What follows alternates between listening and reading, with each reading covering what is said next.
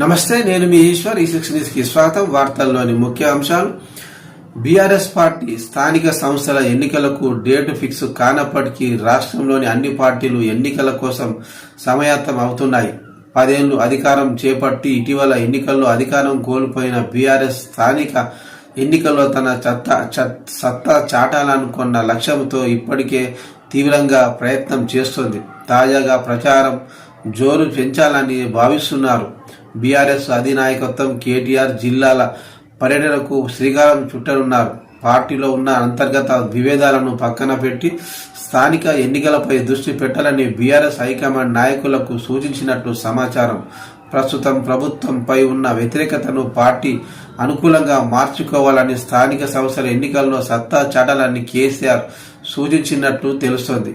మరోవైపు స్థానిక సంస్థల ఎన్నిక ఫోకస్ పెట్టడంతో పాటు జూబ్లీ హిల్స్ ఉప ఎన్నికల్లో విజయం సాధించేలా వ్యూహరచన చేస్తున్నట్టు తెలుస్తుంది.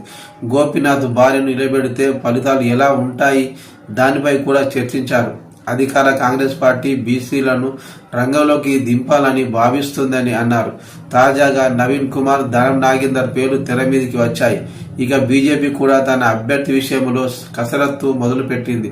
దీంతో ఆ రెండు పార్టీ అభ్యర్థులను దృష్టిలో పెట్టుకొని తమ అభ్యర్థిని ప్రకటించాలని బీజేపీ భావిస్తుందని సమాచారం.